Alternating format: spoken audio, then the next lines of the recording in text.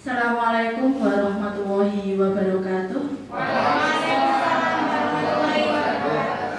Yang saya hormati Bapak Kepala Sekolah SMP Negeri 2 Beringin, Bapak Bambang Dwi Setianto SPD. Yang saya hormati Ibu Ferry Andika Eminarni selaku CGP Angkatan 7, calon guru penggerak Angkatan 7. Bapak Ibu guru yang saya hormati pula, marilah kita panjatkan puji syukur kehadirat Allah Subhanahu wa Ta'ala yang telah melimpahkan rahmat hidayahnya kepada kita semua, sehingga pada siang hari ini kita dapat berkumpul di aula ini dalam rangka sesi berbagi modul 1.4 budaya positif. Salawat serta salam kita junjungkan kepada Nabi Agung Muhammad Sallallahu Alaihi Wasallam yang kita nantikan syafaatnya di yaumul akhir. Amin amin ya rabbal alamin. Bapak Ibu yang saya hormati, pada kesempatan hari ini di ruangan ini kita akan mendengarkan acara sesi berbagi modul 1.4 budaya positif yang akan disampaikan Bu Ferry Andika Aminarni. Sebelumnya untuk sambutan pada siang hari ini akan disampaikan oleh Bapak Bambang Dwi Setianto selaku Kepala Sekolah SMP Negeri 2 Beringin. Kepada Bapak Bambang saya silahkan.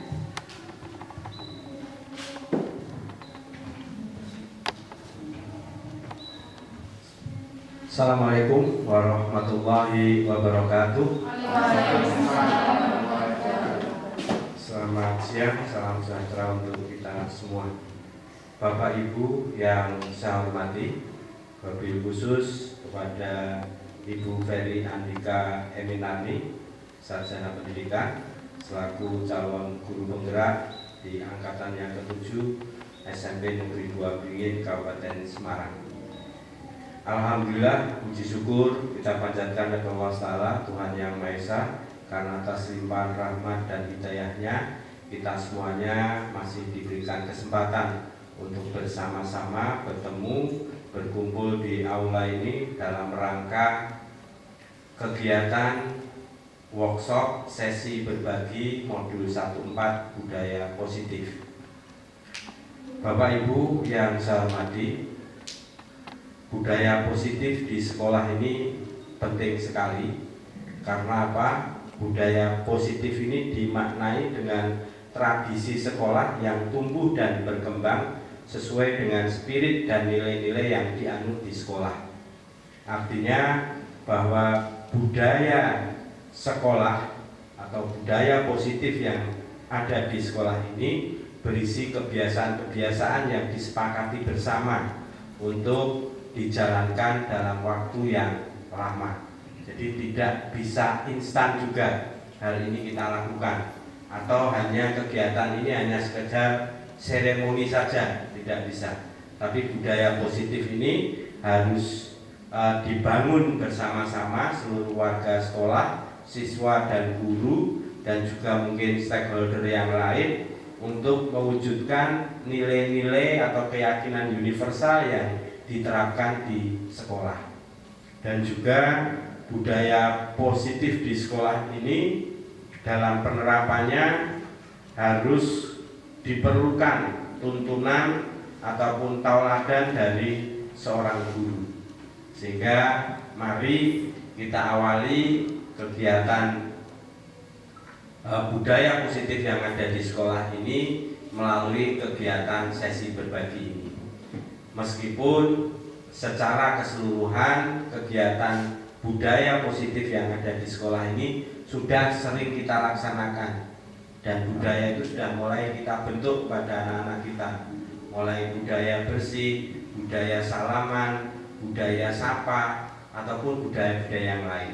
Tapi kegiatan hari ini, workshop hari ini adalah memberikan pencerahan bagi kita semuanya agar kegiatan budaya positif di sekolah ini tetap bisa kita laksanakan. dan apa saja perilaku budaya positif, kemudian budaya apa saja yang harus dikembangkan di sekolah, bagaimana cara menciptakan, kemudian bagaimana cara membangun budaya di sekolah, dan apa saja budaya sekolah yang bisa kita kembangkan di sekolah kita ini nanti kita selesaikan melalui proses diskusi yang nanti akan kita laksanakan bersama-sama.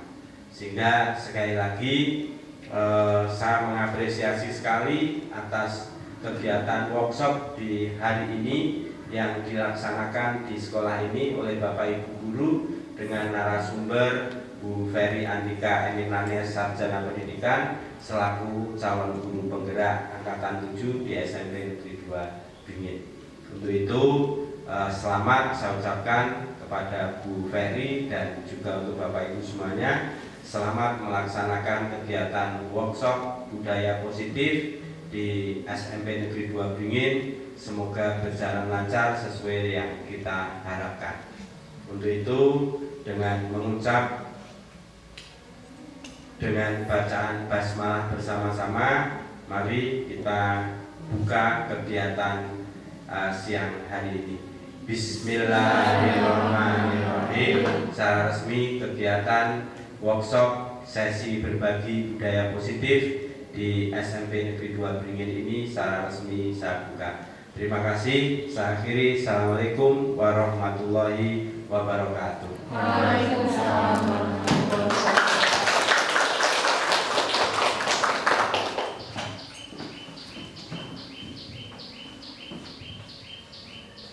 Terima kasih saya ucapkan kepada Bapak Bambang Dwi Setianto, Sarjana Pendidikan yang telah memberikan sambutannya.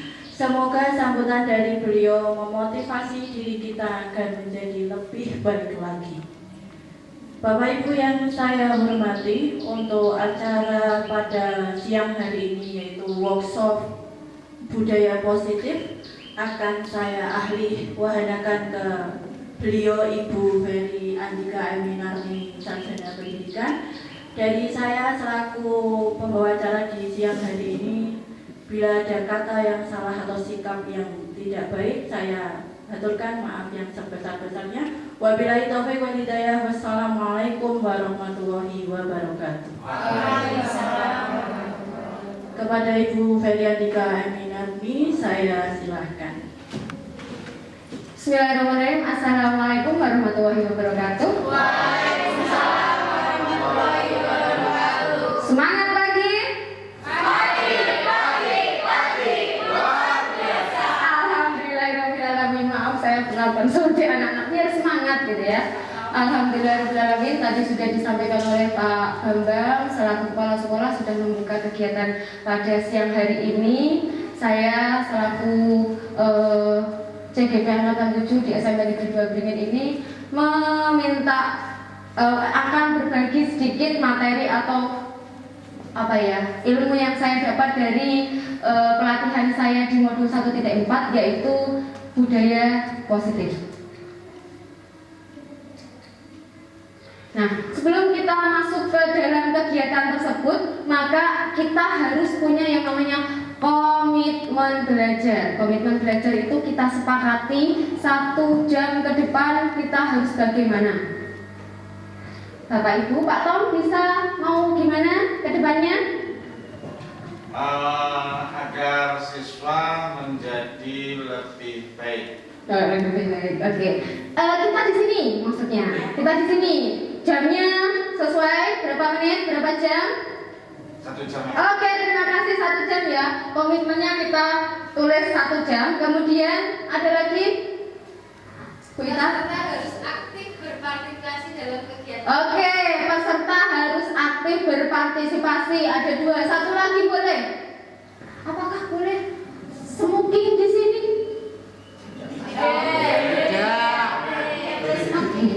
Dilarang kalau smoking kita harus menjaga kebersihan dan kenyamanan di sekolah ini, di kelas ini. Oke, itu kesepakatan kita. Kemudian sudah didiskusikan.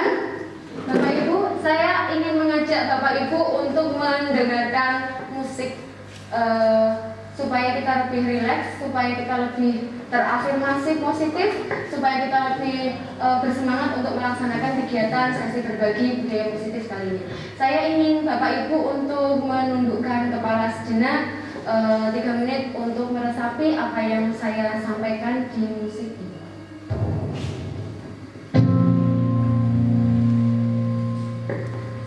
Saya bersyukur bisa membuka mata saya hari ini. Saya bersyukur atas kesempatan lain untuk menjalani hidup saya dan untuk awal yang baru. Saya bersyukur bisa merasakan nafas di paru-paru saya dan di detak jantung saya. Saya bersyukur untuk hari ini, untuk kesempatan dalam 24 jam ke depan. Saya menyambut kesempatan untuk melakukan sesuatu yang luar biasa di hari ini. Saya memilih untuk memanfaatkan hari ini sebaik-baiknya. Saya mengingatkan diri sendiri tentang seberapa jauh saya telah datang dan percaya bahwa saya masih bisa menempuh jarak dengan tujuan atau visi yang ada dalam pikiran saya. Saya bersyukur untuk orang-orang dalam hidup saya, mereka yang telah mendukung, mereka yang telah mengajari. Saya luangkan waktu untuk mengingat semua hal kecil dan besar yang mereka lakukan untuk saya. Saya bersyukur dengan semuanya, untuk nafas, makan, tidur, dan bergerak. Saya bersyukur atas apa yang saya berikan pada diri saya. Waktu untuk merenung sendiri, untuk mengklarifikasi pikiran saya, untuk mengingatkan diri saya, dan untuk melanjutkan keberanian saya.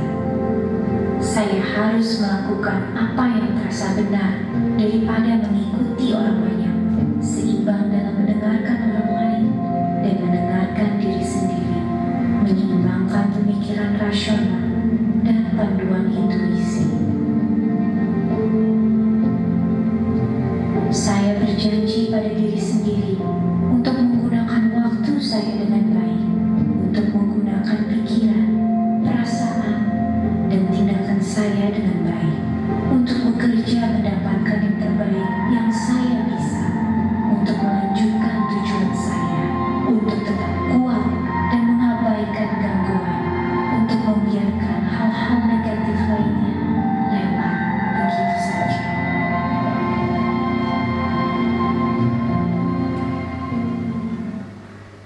Terima kasih. Bagaimana rasanya? Relax? Iya. Tetap bersemangat ya. Bapak Ibu yang saya hormati, di kesempatan kali ini di budaya positif itu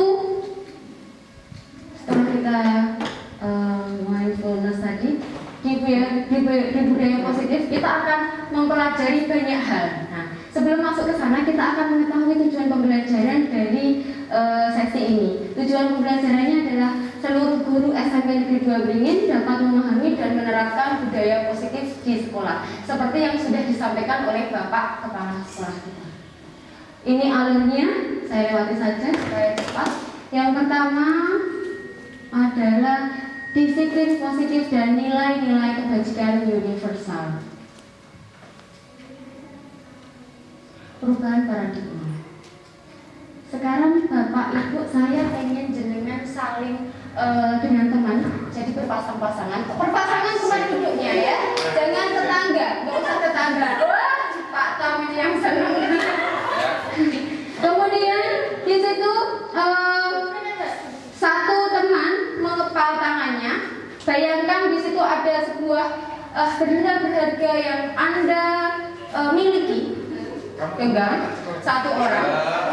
Yang satu mencoba untuk membuka genggaman tersebut dengan terserah, dengan dipaksa, dengan dirayu,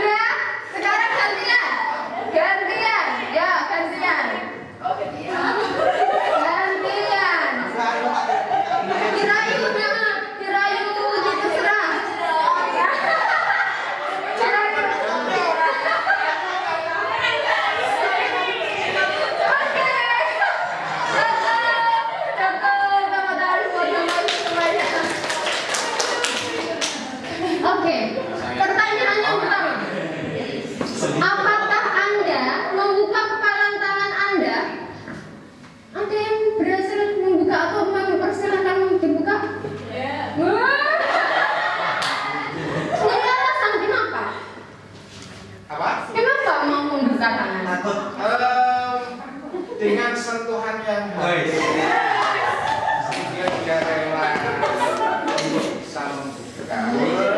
Yang rela siapa? Mbak Haris? Apa Pak? Enggak. Artinya kalau siswa diberi sesuatu yang halus, perasaan, mungkin dia menerima. Oke, bagus sekali Pak Tom ya. Sekarang kita menjawab yang kedua. Yang kedua, yang menutup apakah Anda atau menutup kepalan tetap menutup? Yang menutup tadi alasannya apa? Coba, Bu Desi. Tidak saya suruh bunuh. Karena tidak mengizinkan, iya karena kita tidak mengizinkan, benar kan? Aku nggak nyuruh, aku nggak mengizinkan untuk membuka. Jangan, aku nggak akan buka ini hartaku, ya kan? Berarti kamu membuka. Oke, dalam kegiatan ini sesungguhnya siapa yang memegang kontrol kendali atas membuka dan menutupnya kepala tangan? Diri sendiri, benar ya. Jadi Bu Desi tadi bilang, ya saya nggak mengizinkan buka kok. Gitu. Tapi ada yang batal, ya karena dia sentuhan lembut. Ya boleh, karena dia dipucuk dengan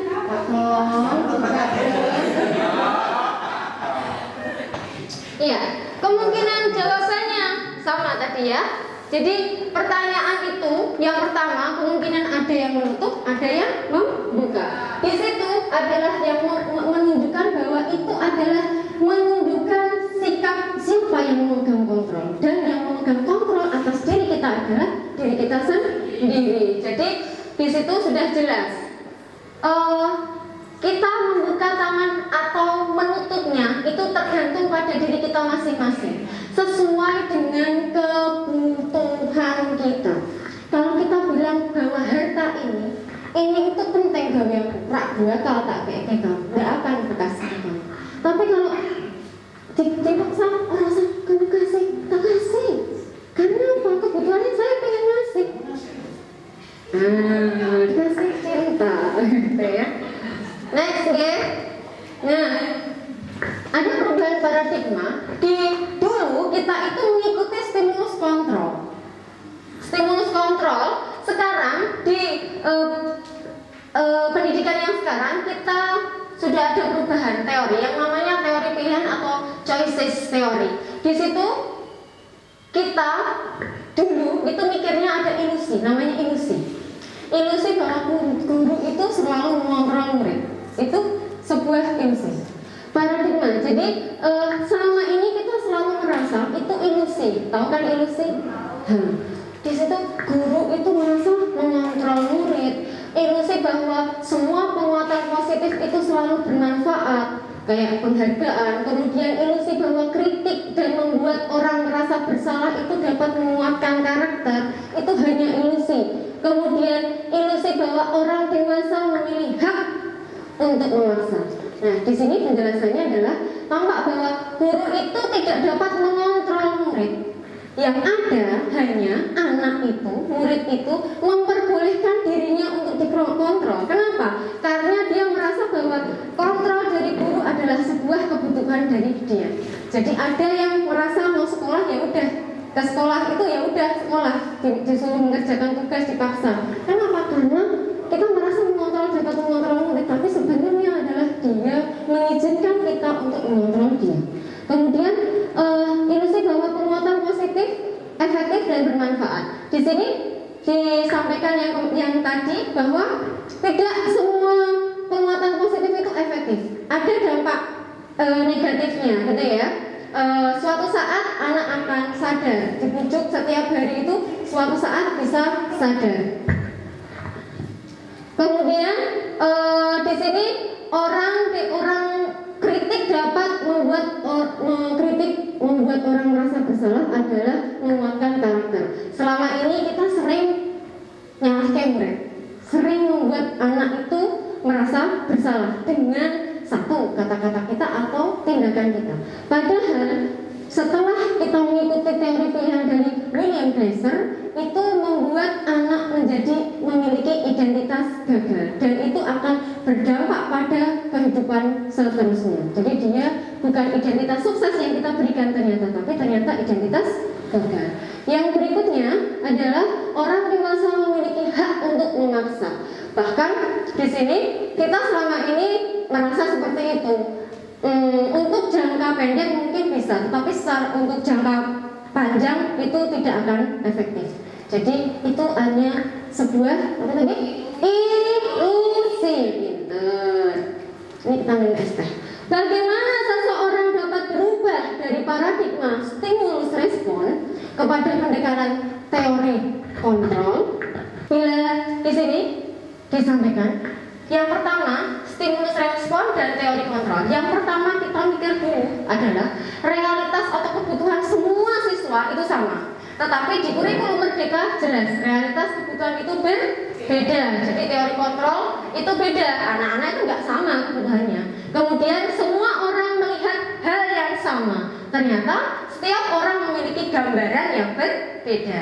Yang berikutnya, kita mencoba mengubah orang agar berpandangan sama kayak kita. Kita tuh pengennya anak-anak kita tuh sama kayak kita, kembar. Padahal enggak. Padahal kita semua orang itu punya pandangan yang berbeda tentang dunia. Berikutnya, perilaku buruk dilihat sebagai suatu kesalahan. Selama ini kalau ada anak yang berperilaku buruk pasti dianggap kesalahan. Tapi ternyata setelah kita melihat teori kontrol, semua perilaku entah buruk atau positif atau negatif itu punya yang namanya tujuan. Yang berikutnya, orang lain bisa mengontrol saya. Teori kontrol bilang bahwa hanya diri kita yang mengontrol diri kita. Terus saya bisa mengontrol orang lain. Di situ tidak ada yang bisa mengontrol orang lain. Yang berikutnya, pemaksaan ada pada bujukan gagal. Kolaborasi adalah pilihan-pilihan harus. Yang terakhir, model belajarnya kalau guru menang kalah, gurunya menang, anaknya kalah. Ibaratnya dia salah, kita benar. Kalau sekarang win-win solution, menang, semuanya dapat solusi. Makna disiplin. Ketika ingin menciptakan sebuah lingkungan yang positif, maka strategi yang perlu kita kembangkan, terapkan adalah disiplin di sekolah. Nah, apa sesungguhnya arti disiplin itu sendiri? Dan apa kaitannya dengan nilai kebajikan? Sebelum kita menuju ke sana, kita tanyakan pada diri kita sendiri. Bagaimana sih kita berperilaku? Mengapa kita melakukan semua itu? Melakukan segala sesuatu? Apakah karena dorongan lingkungan? Apa karena pengen menghindari ketidaknyamanan? Berangkat sekolah, kerja jam 7 kurang karena takut sama Pak Kepala Sekolah. Itu karena takut nanti dihukum atau nggak minder nanti dapat teguran nggak cair katanya ibu kita. Atau kita pengen dapat senyuman, dapat uang, dapat wah keren ya Bu Fe, berangkat pagi sekali dari Pak Bambang. Wah, yes, saya dibangga-banggakan Pak Bambang. Pak Tom datang banget berangkat pagi. Besok berangkat pagi lagi lah, Bu Fe nyanjung aku seperti itu. Nah, apa yang kita pilih ya? Sekarang pertanyaan saya, Pak Tom, apa makna dari disiplin? Percaya diri. Yang lain? Kebanyakan dari kita suka kalau disiplin itu dihubungkan dengan apa? Tata tertib, teratur, kepatuhan pada aturan, sering dihubungkan akhirnya pada hukuman. Nggih betul? Iya. Selama ini seperti itu. Padahal setelah saya mempelajari ini dan dari teori ini bahwa itu sangat berbeda, bertolak belakang. Selama ini kita mikir bahwa disiplin itu tentang kepatuhan. Jadi kalau dibilang kepatuhan berarti unsur disiplin adalah ketidaknyamanan. Padahal makna disiplin dari Bapak pendidikan kita Ki Hajar Dewantara, di situ disiplin itu tidak ada hubungannya dengan keterangan tadi. Di mana ada kemerdekaan, di situ harus ada disiplin yang kuat, ya, self disiplin. Untuk menciptakan murid yang merdeka, syarat utamanya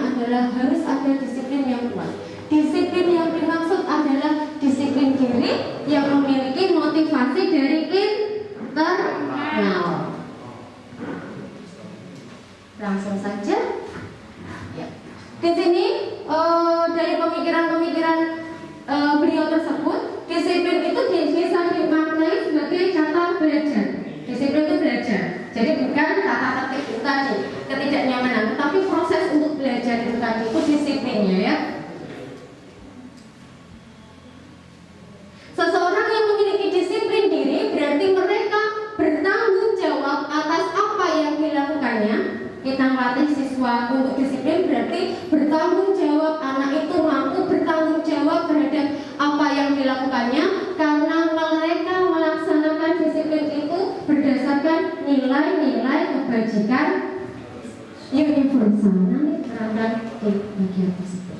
Disiplin sebagai bentuk kontrol diri kita, yaitu belajar untuk kontrol diri agar dapat mencapai tujuan yang mulia.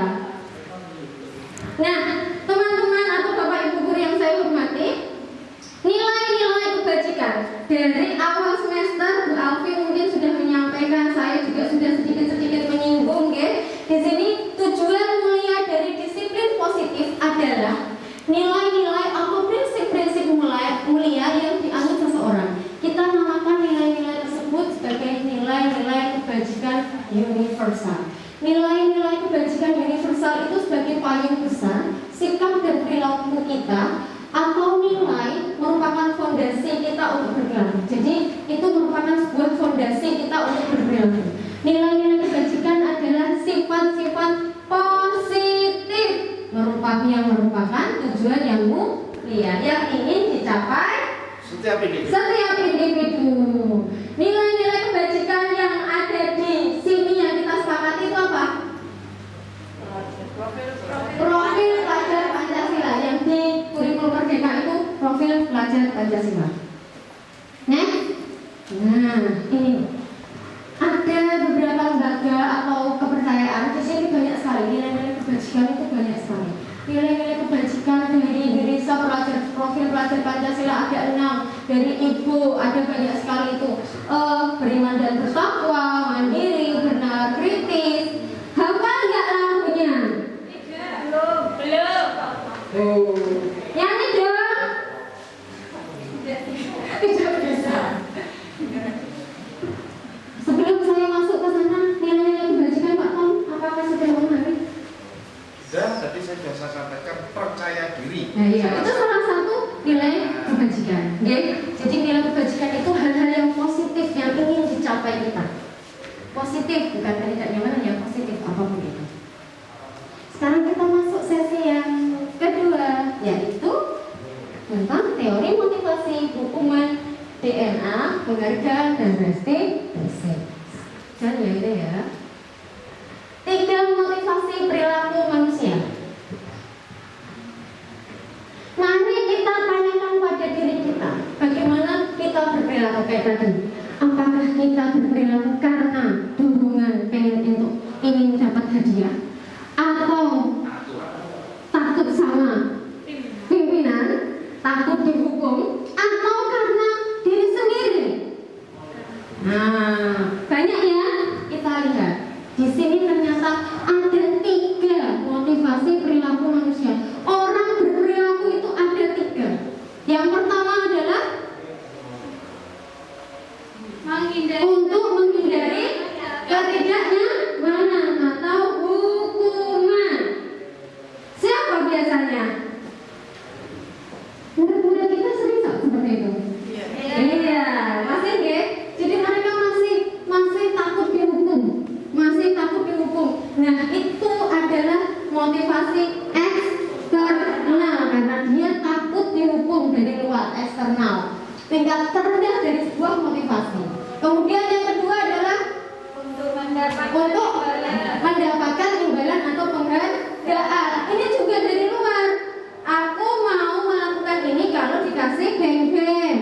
Aku mau ini kalau dikasih. Tujuan 3 motivasi perilaku manusia. Tujuan dari disiplin positif itu menanamkan motivasi yang ketiga yang saya sampaikan tadi. Yang ketiga yaitu untuk menjadi mereka yang mereka inginkan dan menghargai diri sendiri dengan nilai-nilai yang mereka percaya. Ketika murid-murid merasa memiliki motivasi tersebut, mereka telah memiliki motivasi intrinsik. Intrinsik itu apa, Mas Yosef? Dari dalam diri sendiri.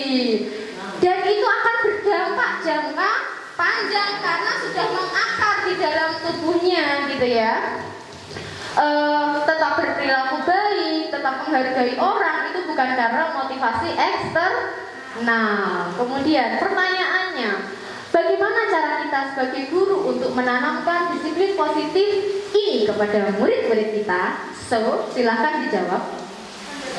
Pendekatan, Mbak Ito, oke, Ito. Yang lain? Pak Dani, boleh? Menjadi teladan. Bumi, pendekatan juga, oke, sip. Bagus sekali. Pertanyaan saya, the big question. Sebagai seorang guru, saat Anda hadir mengajar di kelas tepat waktu, motivasi apa yang mendasari tindakan Anda? Pak Ton lagi. Sebagai Kewajiban untuk memberikan ilmu kepada siswa. Tepuk tangan buat Pak Tom. Ada lagi? Tadi dari ketiga motivasi tadi, Bu Ito, disiplin diri. Bu Ito punya disiplin diri, tidak harus dapat hadiah. Oke, tidak takut dihukum. Oke, pinter. Menurut Anda, dari ketiga jenis motivasi tadi, motivasi mana yang paling banyak mendasari perilaku murid kita di sekolah? Murid. Yang pertama, hukuman. Oke, masih ya. Berarti setelah ini kita ubah ya. Setelah ini kita ubah bahwa kita berharap motivasinya adalah dari dalam, intrinsik dari diri siswa. Pelan-pelan kata Pak Kepala Sekolah tadi, nggak mungkin kita tiba-tiba, tapi pelan-pelan.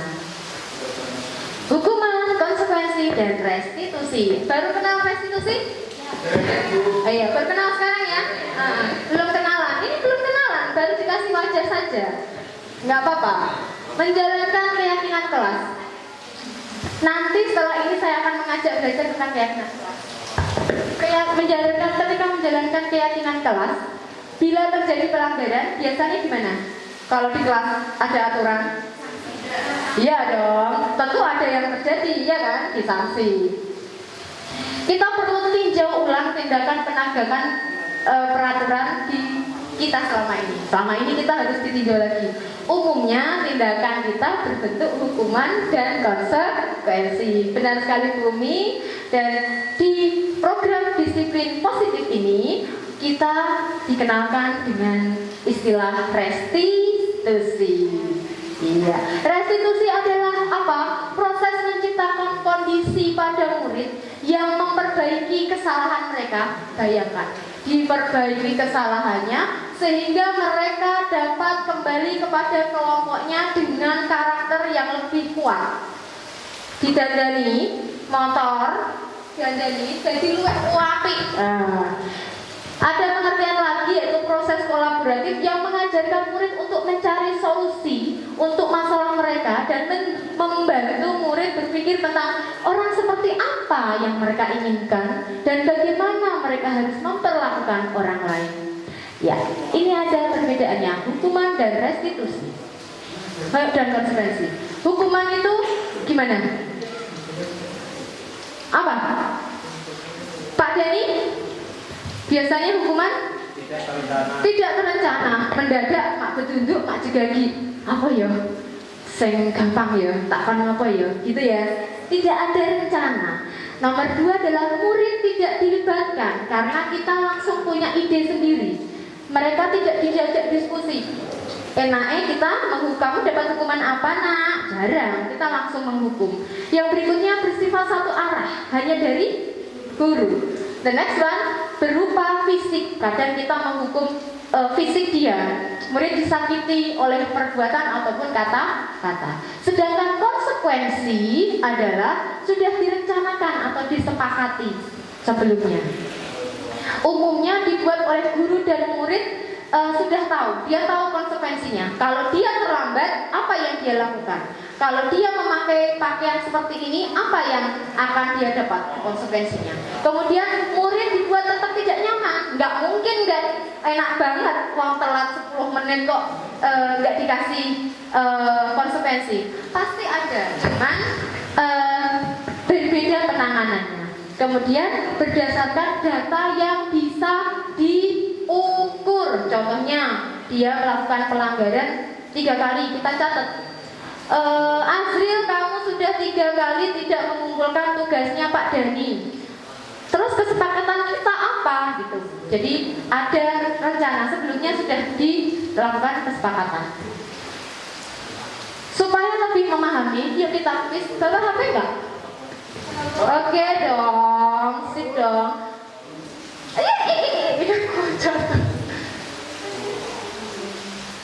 Sebentar ya. Oke. Hah? Aduh, gimana dong? Hah?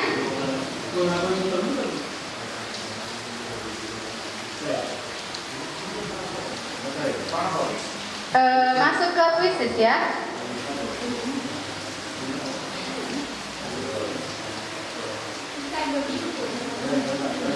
Grup sekolahan. Quizzes.com. Ya.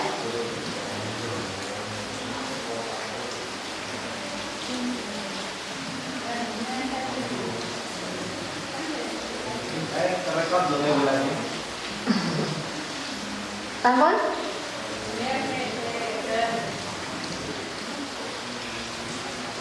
Sudah? Rapi. Mana belum ada anggotanya yang join? Kodenya berapa? Kodenya 992714. Ya, sudah ada yang masuk.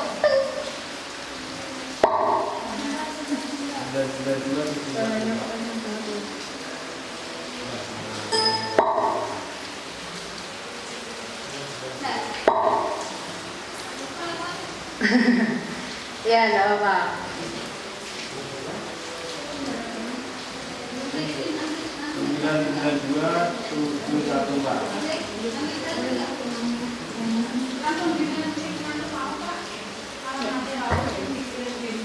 Yuk, sudah?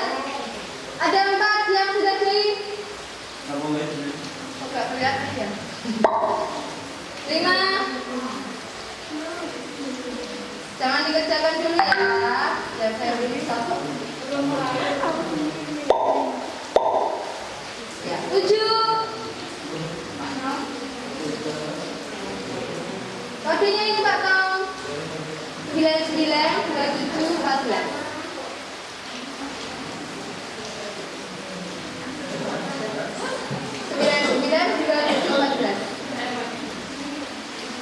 Sampun?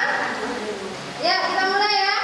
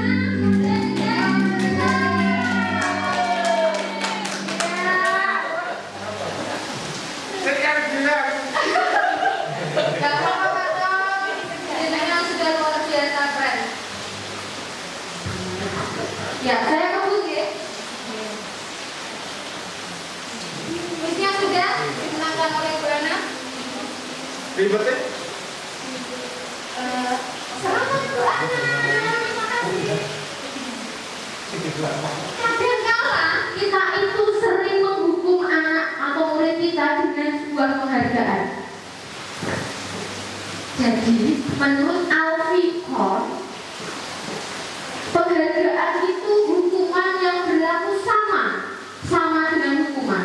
Bedanya adalah apa? Dia dikasih hukuman yang menyenangkan di awal karena sama-sama untuk memenuhi kebutuhan tertentu. Iya. Di sini ada dampak dari penghargaan. Yang pertama adalah pengaruh jangka pendek dan jangka panjang. Kemudian penghargaan yang menghukum, penghargaan mengurangi ketepatan, penghargaan tidak efektif, penghargaan merusak hubungan, penghargaan menurunkan kualitas, pengaruh jangka pendek dan panjang. Ya. Jadi intinya adalah jika kita memberikan sebuah penghargaan ke siswa, itu biasanya efeknya itu jangka pendek. Biasanya anak itu namun kita hanya sementara. Kedepannya dia akan dia aku nggak akan melakukannya lagi, aku melakukannya karena ini dikasih hadiah, ataupun malah sebaliknya bosan gitu ya. Ada lagi dia harusnya kreatif, tapi karena sudah dikasih penghargaan terus, akhirnya kreativitasnya itu menjadi berkurang seperti itu. Kemudian ini yang saya bilang tadi, restitusi. Restitusi itu apa toh? Restitusi adalah sebuah proses menciptakan kondisi bagi murid untuk memperbaiki kesalahan mereka sehingga mereka dapat kembali kepada diri kelompok mereka dengan karakter yang lebih kuat. Tidak membuat dia termarginalkan, terpinggirkan, tapi kita mengembalikan tapi dengan yang lebih kuat. Itu ya, sudah jelas ya. Restitusi, bedanya tadi hukuman, konsekuensi dan restitusi. Dari materi ini berarti harapannya Bapak Ibu guru memiliki pelaksanaannya adalah restitusi, bukan hukuman, sudah meninggalkan hukuman dan konsekuensi. Sekarang kita akan masuk ke keyakinan kelas. Saya yakin Bapak Ibu guru kemarin sudah ada yang sudah tahu, di kelas juga sudah saya barangkali, di kelas saya ada keyakinan kelas. Tetapi itu bisa berlaku di kelas saya. Maksudnya satu kelas itu bisa dengan kasih keyakinan kelas matematika, keyakinan kelasnya seni budaya, bahasa Indonesia bisa. Tidak harus satu tok di situ. Wali kelas juga punya boleh aturannya sendiri-sendiri. Semua orang bebas membuat keyakinan kelas di kelasnya masing-masing.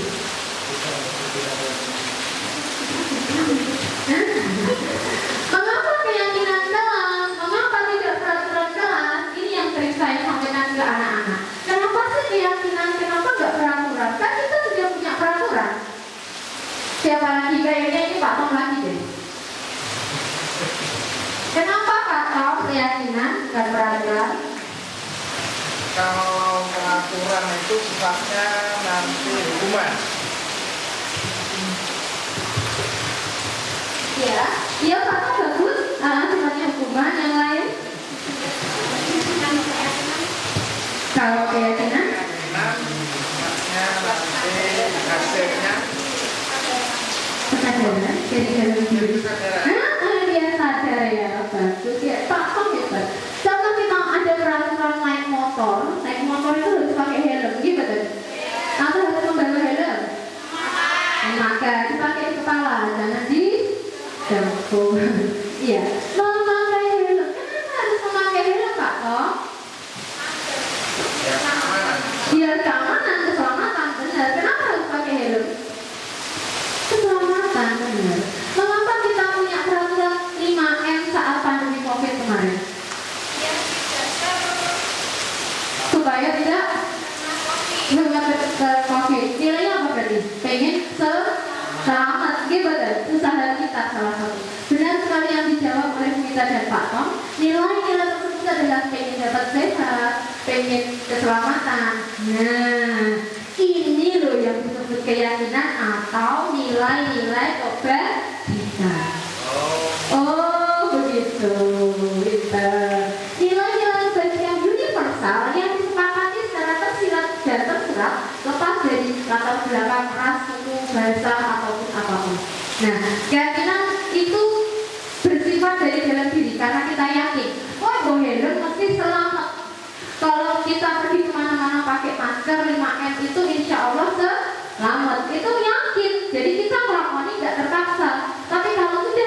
yakin kalau pakai helm, kalau anak-anak kemarin saya tanya, kamu pakai helm nggak? Nggak mau. Kalau kamu salah kejar pakai helm, kenapa? Takut ditilang Pak Polisi. Berarti itu motivasinya apa? Eksternal. Berharap bahwa dia punya keyakinan. Next, sebentar lagi ya Bapak, pembentukan keyakinan sekolah. Nah ini ada banyak sekali. Yang pertama adalah keyakinan kelas itu bersifat abstrak, tidak rinci. Pak Tom benar tadi. Kalau rinci berarti peraturan. Dilarang membuang sampah sembarangan, itu peraturan. Tapi kalau abstrak universal berarti kalau sampah tadi apa? Menjaga kebersihan, itu keyakinan kelas. Dapat dipahami? Keyakinan kelas bersifat universal. Keyakinan kelas senantiasa membuat hal positif. Ingat, tidak ada dilarang dalam keyakinan. Dilarang itu di peraturan. Berarti di dalam keyakinan kelas tidak ada kata-kata negatif. Nanti nanti kalau dipraktikkan di kelas masing-masing.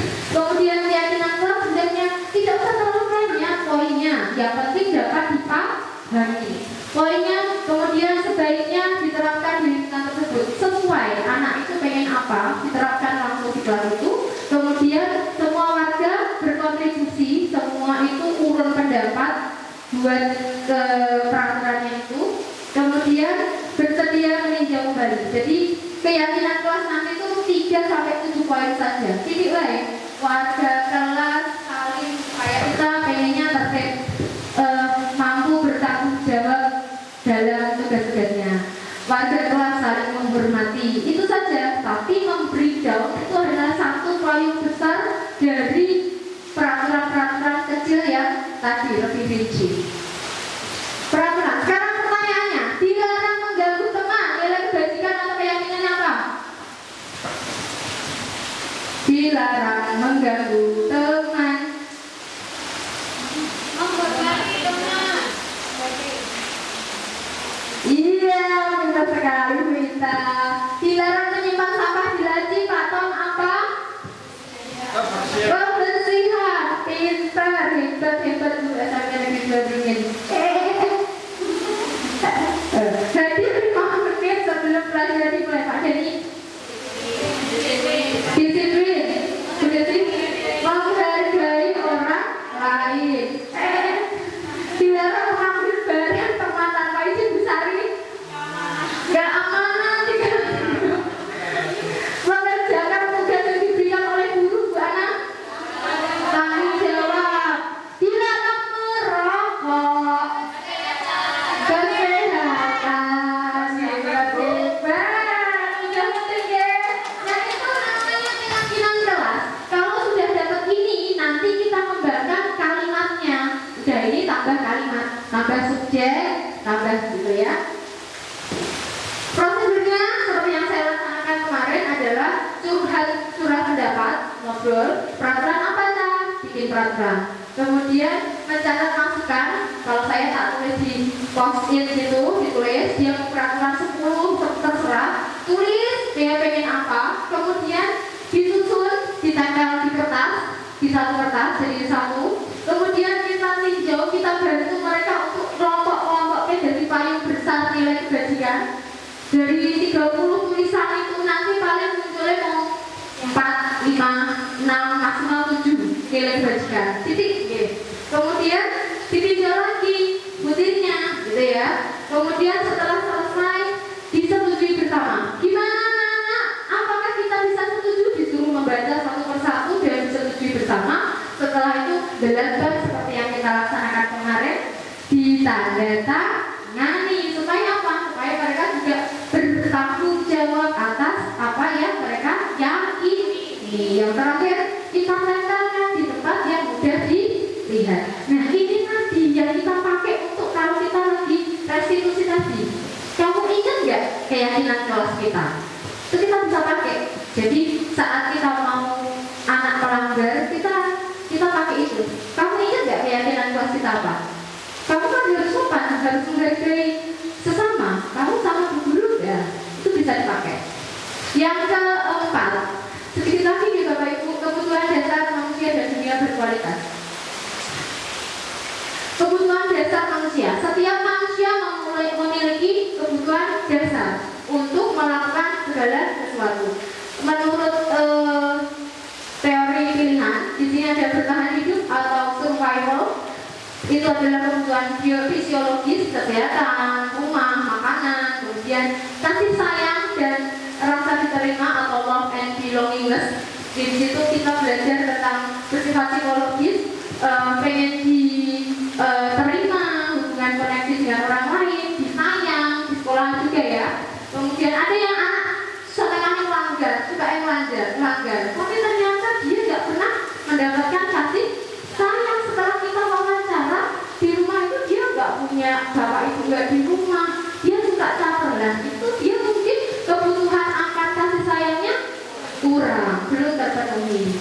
Kebutuhan pengakuan, kekuasaan, power ya, kekuasaan. Jadi biasanya anak-anak yang suka menindas gitu ya, itu aslinya dia butuh itu pengakuan. Kemudian kebutuhan anak kebebasan atau freedom, kebebasan untuk mengendalikan diri seseorang, pengen mengendalikan dan lain sebagainya.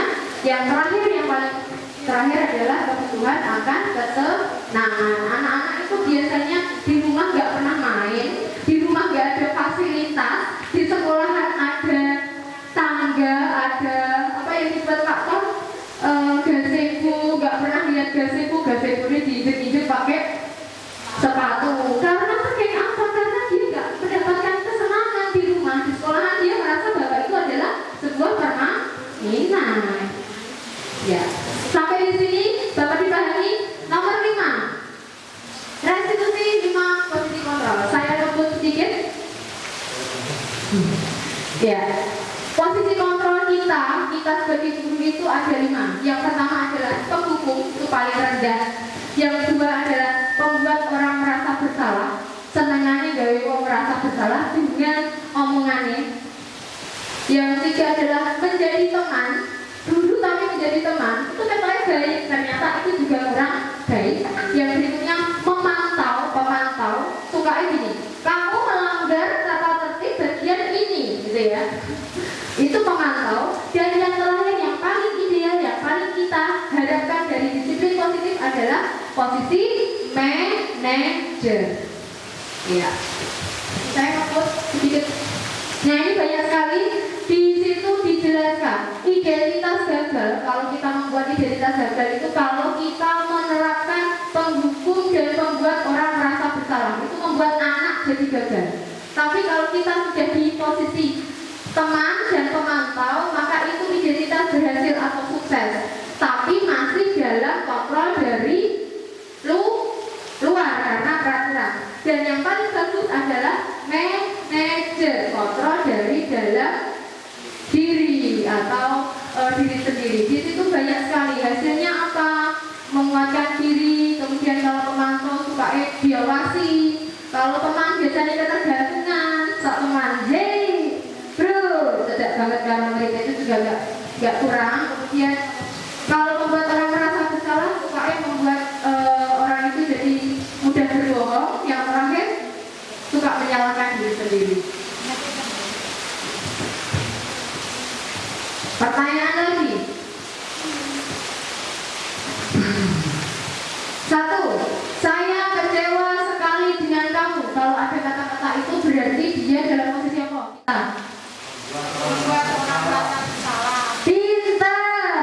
Yang kedua, kamu tidak pernah benar melakukannya. Posisi apa? Apa ya? Kamu tidak pernah benar melakukannya. Membuat orang merasa bersalah. Penghukum. Ayolah, lakukanlah demi Bapak. Ayolah, lakukanlah demi gue. Berubah ya nak. Apa? Teman, benar. Apakah kamu mau mendapatkan stiker bintang hari ini? Manajer. Pemantau. Pintar.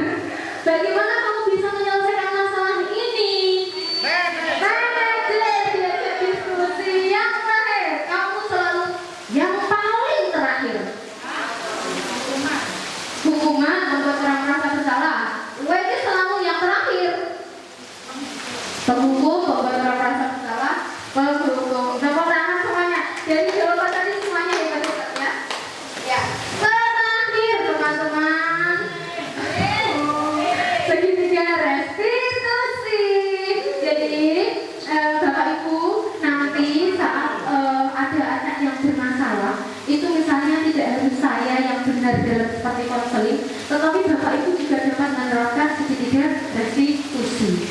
Apa sih? Yang pertama adalah menstabilkan identitas, yang kedua validasi tindakan yang salah, yang ketiga menanyakan keyakinan. Menstabilkan identitas itu anak itu semua orang akan melakukan hal terbaik yang bisa dia lakukan. Validasi tindakan yang salah adalah semua perilaku memiliki alasan. Yang terakhir menanyakan keyakinan yang saya sampaikan tadi, berarti kita semua memiliki motivasi internal.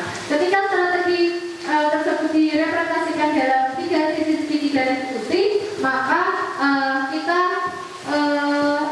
dengan bisa menggunakan dengan cara-cara yang lain.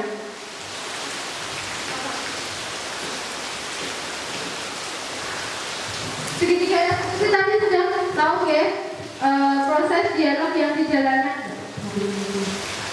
dijalankan oleh guru atau orang tua agar dapat menghasilkan murid yang mandiri dan bertanggung jawab. Nah ini, segitiga restitusi ada yang pertama adalah yang paling bawah, menstabilkan identitas. Setiap orang pasti pernah melakukan kesalahan. Kamu bukan satu-satunya yang pernah melakukan itu. Ya, setiap orang pasti salah, dan itu adalah pembelajaran. Salah itu bukan sesuatu yang salah, tetapi itu adalah sebuah pembelajaran. Validasi tindakan yang salah, divalidasi. Mungkin mesti duwe alasan, kamu pasti punya alasan untuk melakukan ini. Kenapa? Itu jangan langsung dihukum, tapi ditanya kenapa dia melakukan seperti itu. Akan berbeda ketika Irfan dan Karen tiba-tiba nggak masuk gitu. Kita tanya, dia pasti ada sebuah alasan. Misalnya Irfan juga, kita tanya kenapa dia seperti itu. Nah itu nggak boleh langsung diberi hukuman, tetapi kita menggunakan restitusi. Adakah cara yang lebih efektif untuk mendapatkan apa yang kamu butuhkan? Nah, di sini, gitu ya. Yang berikutnya adalah menanyakan keyakinan. Kamu menjadi pengen menjadi orang yang seperti apa, gitu. Nah, di sini ini loh yang menanyakan keyakinan yang disebut dengan motivasi internal dari dalam.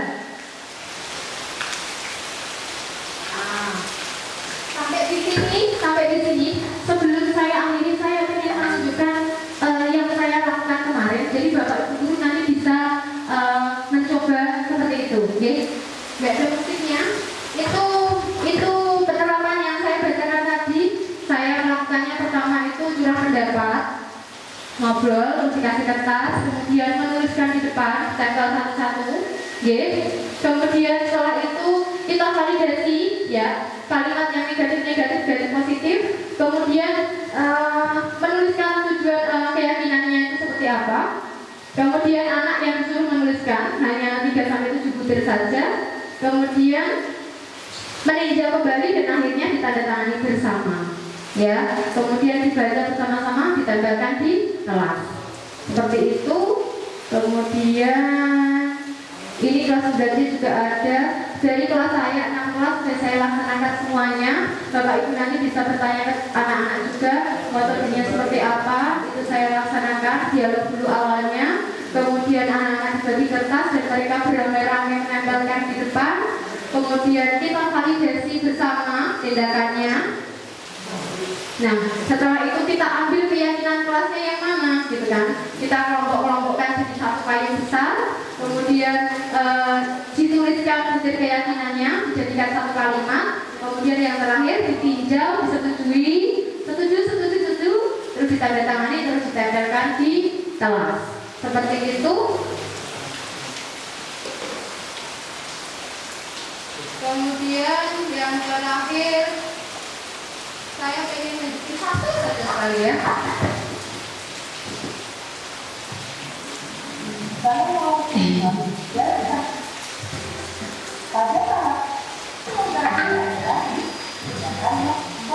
Nah ini.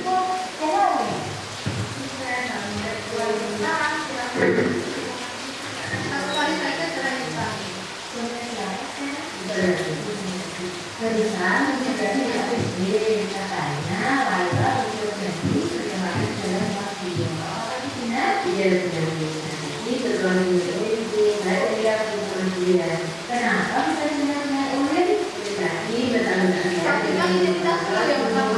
Distabilkan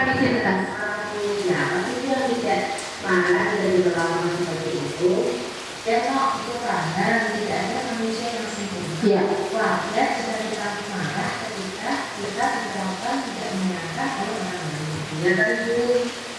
Lalu saat itu makanya Setelah divalidasi, ya, setelah disampaikan divalidasi.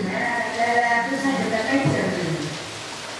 Oh begitu ya. Pasti kamu melakukan seperti itu karena ada. Iya, kita tanya alasannya itu di tahap kedua. Saya sebentar dia punya ada satu. Saya emosi sampai saya tidak kerja. Nanti saja dari dua saya tonjok, tapi masih bisa saya sendirikan. Oh begitu ya. Wah saya tidak mau seperti itu.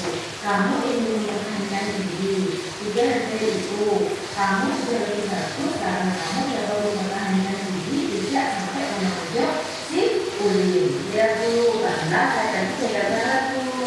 Iya, kamu sudah bagus, kamu sudah bisa bersabar. Ya Bu. Nah, apakah kalian masih ingat dengan menanyakan keyakinan? Kalau kita sudah buat keyakinan enak. Nah, mari kita berikan kembali kebenaran raya yang marah untuk berjalan tersebut. Apakah sudah sesuai dengan keyakinan kelas yang kita sepakati? Tidak. Nah, dari kejadian ini, kira-kira keyakinan kelas apa yang perlu ditingkatkan dari perilaku raya tersebut? Apa ya? Mengenai atau mengenai? Iya, anak disuruh berpikir. Nah, menurut kamu, saling menghormati antar warga kelas itu penting apa tidak? Penting. Nah, kalau menurut kamu begini, sekarang keyakinan apa yang harus kita lakukan ketika kita sedang marah? Ya, saya bisa saja menarik nafas panjang dan berpikir sejenak agar tidak tergagap dalam bertindak atau bereaksi. Kedua, apakah sedia untuk bersedia? Apa yang akan saya lakukan untuk mengatasi masalah ini? Saya akan bersabar. Jika ada teman yang membentak saya akan melaporkan kepada guru kita, guru mapel, atau wali kelas. Iya, tak sekali apa yang tindakan yang kamu butuhkan ya. Tetap semangat ya, yang terima kasih.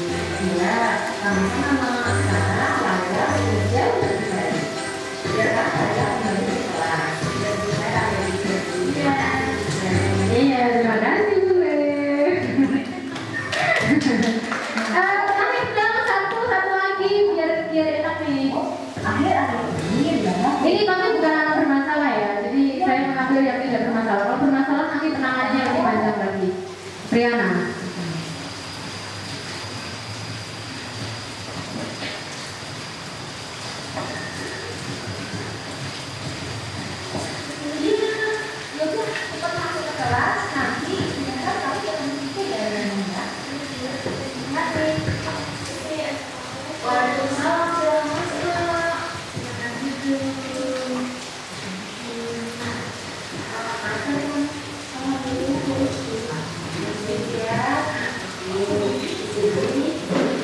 Kita stabilkan identitasnya dulu, identitasnya.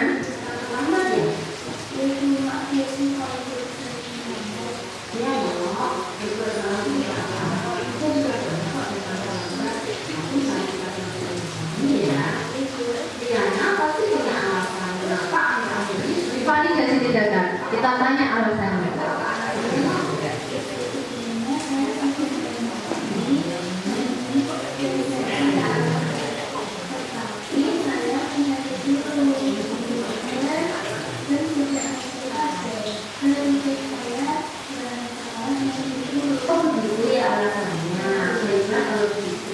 Kita menanyakan keyakinan yang terakhir. Ketiga resolusinya ya. Keyakinan sekolah yang sudah kita sepakati bersama sekali. Bagus sekali. Menurut Diana, keyakinan sekolah apa yang perlu ditingkatkan dalam diri Diana?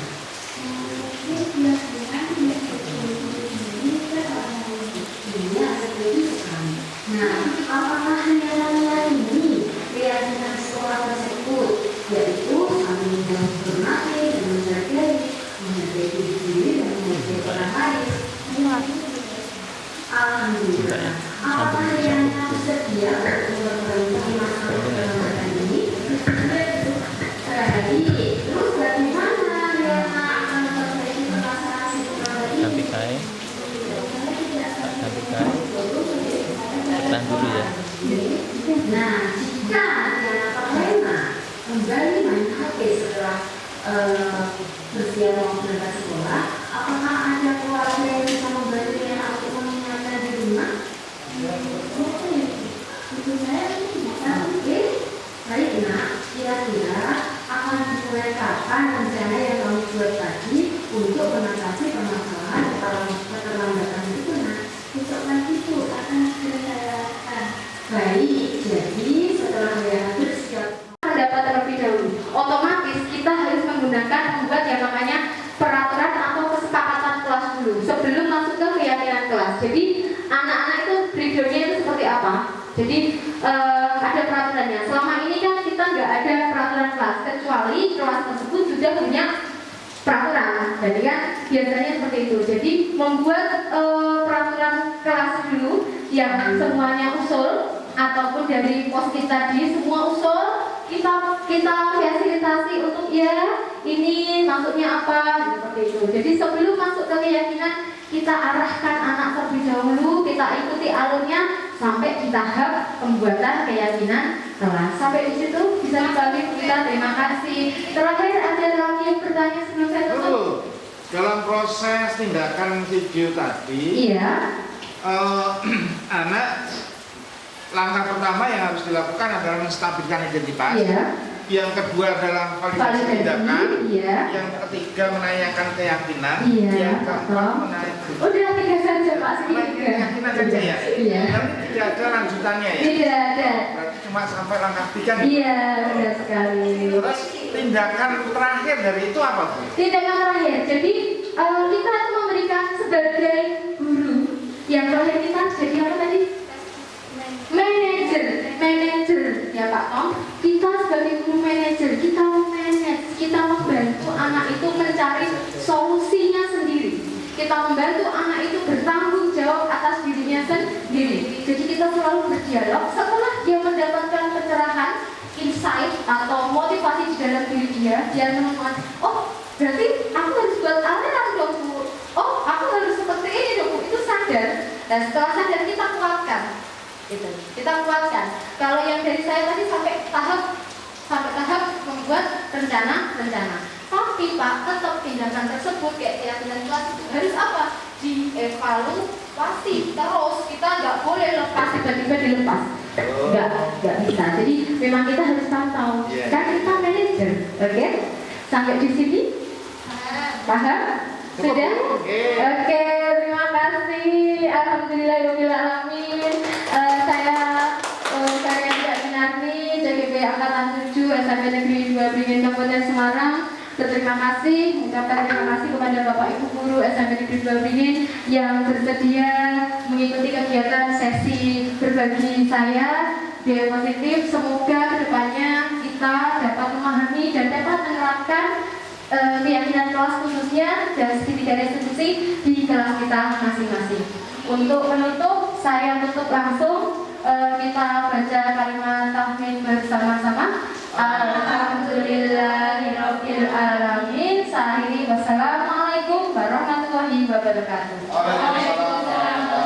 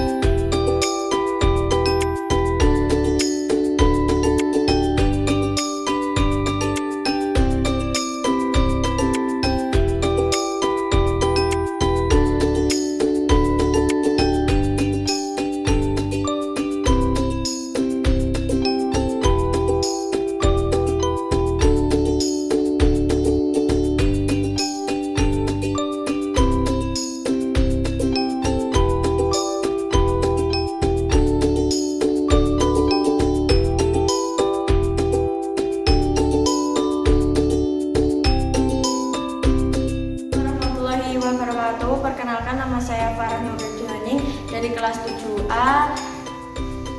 Tadi pelajaran BK Bupe mengajarkan keyakinan kelas 7A. Keinginan saya agar kelas 7A bisa lebih baik dan tidak harus dipaksa untuk melakukan segala kegiatan. Saya senang sekali dalam pembelajaran Bupe. Terima kasih atas segala bimbingannya. Wassalamualaikum warahmatullahi wabarakatuh. Assalamualaikum warahmatullahi wabarakatuh. Perkenalkan, nama saya Syarifah dari kelas 9E. Hari ini, Bupe mengajak kita untuk membuat keyakinan kelas dan kita diskusikan bersama. Lalu kita ambil poin-poin penting dan itu ada 5 dan kita masukkan ke dalam keyakinan kelas 9. Semoga apa yang telah kita diskusikan bersama besok kedepannya bisa menjadi lebih baik. Saya akhiri. Wassalamualaikum warahmatullahi wabarakatuh. Assalamualaikum warahmatullahi wabarakatuh. Perkenalkan, saya Ita Pratista. Saya adalah peserta workshop modul 1.4 budaya positif yang diselenggarakan oleh Ibu Ferry Andika Eminati SPD pada hari Sabtu 28 Januari 2023 di SMP Negeri 2 Beringin. Saya sangat senang sekali mengikuti workshop yang diselenggarakan oleh Ibu Ferry karena banyak ilmu yang saya dapatkan, yaitu mengenai kontrol diri siswa. Bahwa seyogyanya guru itu tidak bisa mengontrol diri siswa, tapi siswa sendiri yang bersedia untuk dikontrol oleh guru. Kemudian dari kontrol diri itu, siswa memiliki keyakinan-keyakinan yang bisa diterapkan di keyakinan kelas, karena keyakinan kelas itu merupakan hal yang diyakini di hati dan dilakukan secara sukarela.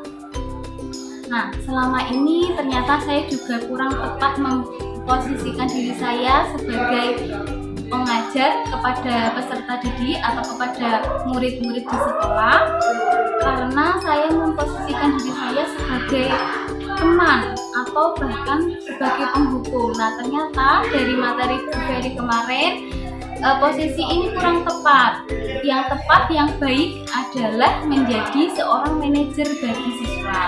Nah, manajer ini adalah mengarahkan siswa untuk bertanggung jawab terhadap perilaku yang mereka lakukan.